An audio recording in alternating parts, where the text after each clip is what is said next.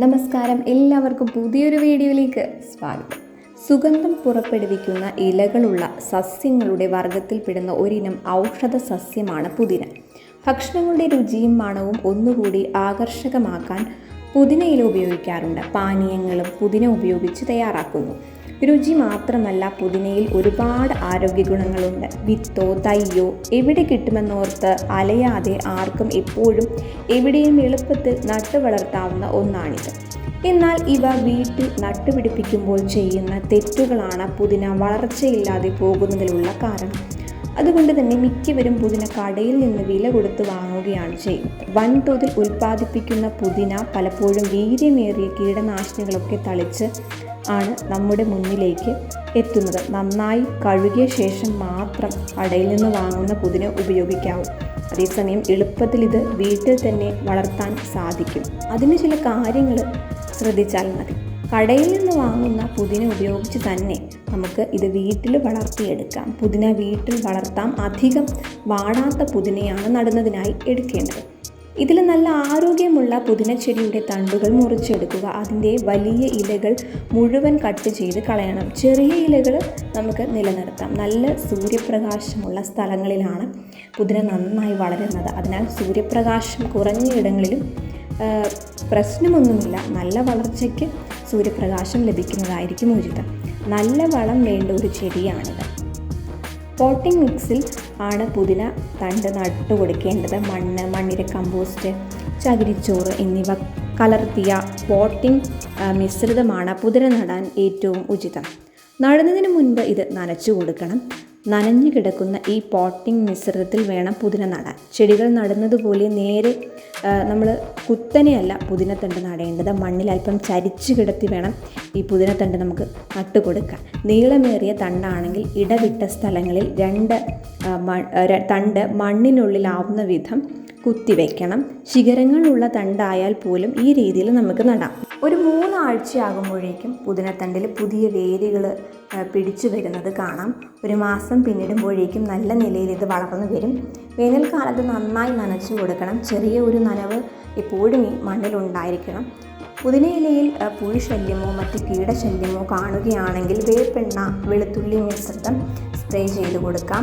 കാലിവളവും ഗോമൂത്രവും നേർപ്പിച്ചതും കടലപ്പിണ്ണാക്ക് കുതിർത്ത് നേർപ്പിച്ചത് ചാണകത്തളിയുടെ കൂടെയും നമുക്ക് ആഴ്ചയിലൊരിക്കൽ ഇത് കൊടുക്കാം. ജൈവവള ഗ്രാന്യൂളുകൾ കുറേശ്ശെ ഇട്ട് കൊടുക്കാം. അതും ആഴ്ചയിലൊരിക്കൽ മാത്രം ഇടുന്നതായിരിക്കും നല്ലത്.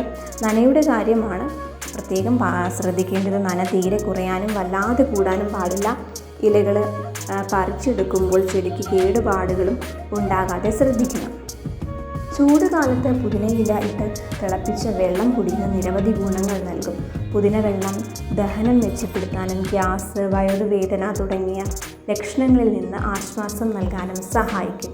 പുതിനയിലയിൽ കലോറി കുറവാണ്, പക്ഷേ വിറ്റാമിൻ എ, ഇരുമ്പ്, ഫോളേറ്റ്, മാംഗനീസ് എന്നിവ ധാരാളം അടങ്ങിയിട്ടുണ്ട്. പുതിന ഇല വായിലിട്ട് ചവച്ചാൽ വായുനാറ്റം താൽക്കാലികമായി മാറും. പുതിനയിലയിൽ അടങ്ങിയിരിക്കുന്ന മോന്തോൾ ജലദോഷം, ചുമ, ശ്വാസകോശ സംബന്ധമായ പ്രശ്നങ്ങൾ എന്നിവയ്ക്ക് ആശ്വാസം നൽകും.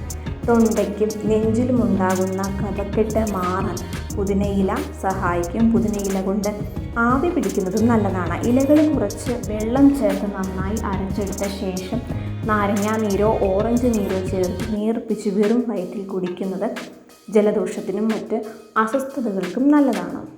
മധുരം ആവശ്യമാണെങ്കിൽ തേനോ പഞ്ചസാരയോ ചേർക്കാം. തലവേദനയെ ശമിപ്പിക്കാനുള്ള കഴിവും ഉണ്ടെന്നത് നാട്ടറിവാണ്. ജ്യൂസ് ഉണ്ടാക്കുന്നതിന് മാത്രമല്ല, കറികൾക്കും സാലഡിലും ബിരിയാണിയിലും പുലാവിനും രുചിയും മണവും ഗുണവും കൂട്ടാൻ പുതിനയ്ക്ക് കഴിയും. വളരെ എളുപ്പത്തിൽ വിഷരഹിതമായി വളർത്തിയെടുക്കാവുന്നതാണ്. മാർക്കറ്റിൽ ലഭ്യമായ പുതിനയേക്കാൾ നമുക്ക് മണത്തിലും ഗുണത്തിലും നമുക്ക് വീട്ടിൽ നട്ടു വളർത്തുന്ന പുതിനയിൽ നിന്ന് കിട്ടുന്നത്. ആയുർവേദ ഉപയോഗങ്ങൾ കൂടി നമുക്ക് നോക്കാം.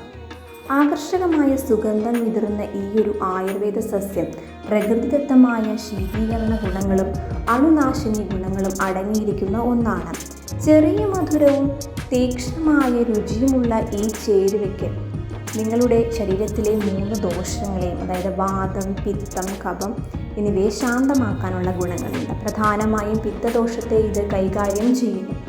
ഇതിലടങ്ങിയിരിക്കുന്ന കാർമിനേറ്റീവ് ഗുണങ്ങൾ നാം കഴിക്കുന്ന ഭക്ഷണത്തെ ദഹിപ്പിക്കാനും കൃത്യമായ ആഗിരണം ചെയ്യപ്പെടാനുമെല്ലാം സഹായിക്കുന്നു. പുതിന ഇലകളുടെ സത്തുകൾക്ക് കുടലിലെ വിരകളിൽ ചികിത്സിക്കാനുള്ള കഴിവ് കൂടിയുണ്ട് എന്ന് പറയപ്പെടുന്നു.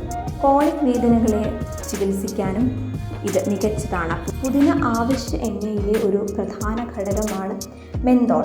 ഇത് നാം ഉപയോഗിക്കുന്ന പലതരം സൗന്ദര്യവർദ്ധക വസ്തുക്കളിലും സുഗന്ധദ്രവ്യങ്ങളിലും അടങ്ങിയിരിക്കുന്ന ഒന്നാണ്. ഇത്തരം കണ്ടന്റുകൾ നിങ്ങൾക്ക് ലഭിക്കാൻ ഈ ചാനൽ സബ്സ്ക്രൈബ് ചെയ്യുക. എല്ലാ വീഡിയോയും നിങ്ങൾക്ക് ലഭിക്കാൻ ബെൽ ഐക്കൺ കൂടി ക്ലിക്ക് ചെയ്യുക.